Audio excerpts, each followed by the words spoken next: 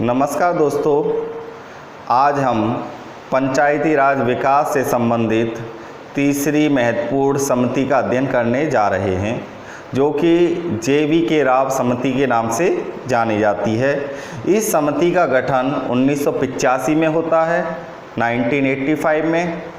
समिति का गठन योजना आयोग के द्वारा किया जाता है। इस समिति को गठित करने के पीछे इसका उद्देश्य जो होता है, उस समय चल रहे ग्रामीण विकास एवं गरीबी उन्मूलन कार्यक्रम की समीक्षा के लिए होता है।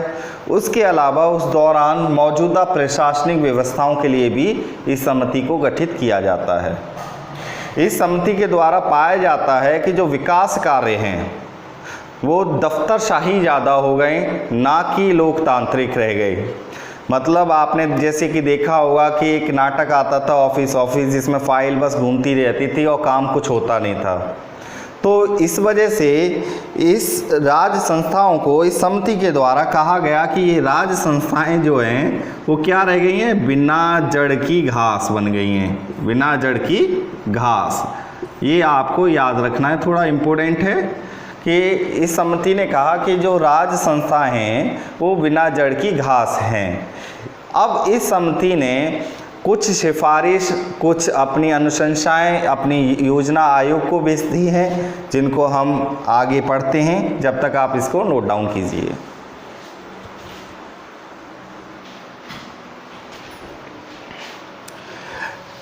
अब हम JV राव की समिति की कुछ सिफारिशों का अध्ययन करते हैं। पहले ये 4 स्तरीय पर ग्राम सभाओं को गठित करने की सिफारिश करती है। ये कहती है कि जो पंचायती राज पद्धति है वो 4 स्तर पर होनी चाहिए।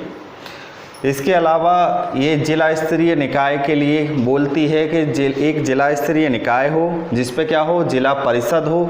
और जिला परिषद क्या होगी, ये सबसे महत्वपूर्ण इकाई होगी विकास कार्यों के लिए। इसके अलावा नियोजन एवं विकास कार्य की उचित इकाई, सभी विकास कार्यक्रमों का प्रबंध के लिए मुख्य निकाय जो होगा वो जिला परिषद होगा।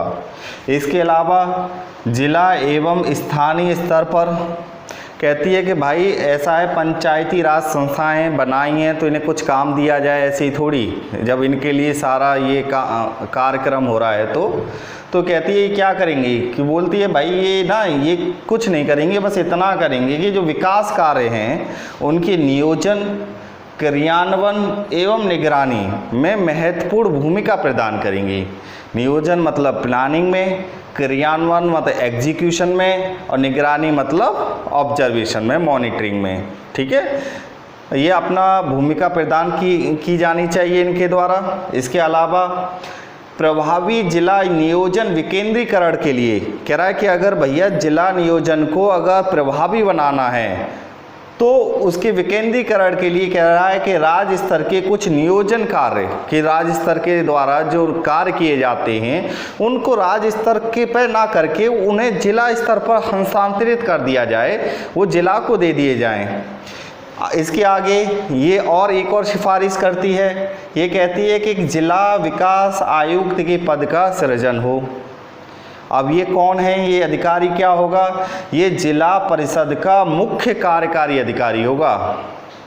इसके अलावा जिला स्तर के सभी विभागों का, जितने भी विकास कार्य से जुड़े हुए विभाग होंगे जिला स्तर पर जितने भी, उन सभी विकास कार्य विभागों का ये प्रभारी भी होगा। इसके आगे कुछ समिति और बनती हैं, जैसे कि हम जानते हैं 1984 में एक जिला आयोजना पर हनुमंत राव की समिति बनती है, और दूसरी 1986 में प्रखंड स्तरीय आयोजना पर दांतावाला समिति बनती है। ठीक है, इस समिति में एक तो यही पूछा जाता है कि समिति किससे संबंधित है। इसमें ज़्यादा महत्वपूर्ण कुछ नहीं है, बस एक पॉइंट तो यही है कि ये किससे संबंधित है। तो आपको याद रखना है कि हनुमंत राव समिति जो है वो जिला आयोजना से संबंधित है, और दांतावाला जो समिति है वो प्रखंड स्तरीय लेवल आयोजना से संबंधित है। प्रखंड स्तरीय मतलब प्रखंड, आपको प्रखंड कहते हैं ब्लॉक को। ठीक है, प्रखंड बोलते हैं ब्लॉक को। अब इस स्तरीय ने क्या करा, इस समितियों ने जो मूलभूत विकेंद्रीकृत आयोजना के कार्य हैं इन्होंने कहा कि वो जिला स्तर पर ही संपन्न कर देने चाहिए। ठीक है, इसके अलावा एक और ये सिफारिश रिकमेंडेशंस योजना आयोग के सामने प्रस्तुत करती है। वो कहती है कि पंचायती राज संस्थाओं का नियमित निर्वाचन होना चाहिए। ऐसा क्यों? क्योंकि ये पाया जाता है कि 11 जिलों के अंदर ग्राम संस्थाओं से संबंधित, निकायों से संबंधित निर्वाचन एक या एक से अधिक स्तर पर निर्वाचन ही नहीं कराए गए समय से। ठीक है, तो बहुत से 11 से अधिक राज्यों के अंदर क्या नहीं हुआ कि जो हमारी पंचायती राज संस्थाएं हैं, पंचायती राज संस्थाओं के एक या एक से अधिक स्तर पर समय पर निर्वाचन ही नहीं कराए गए। तो इसने कहा कि पंचायती राज संस्थाओं में नियमित निर्वाचन होने चाहिए। ये महत्वपूर्ण कुछ सिफारिश हैं, ये समिति अपनी रिपोर्ट में पेश करती है। इससे आगे की समिति के बारे में हम अध्ययन नेक्स्ट वीडियो में करेंगे। उसके बारे में जानने के लिए हमारे चैनल को सब्सक्राइब करें, शेयर करें, लाइक करें। थैंक यू, धन्यवाद।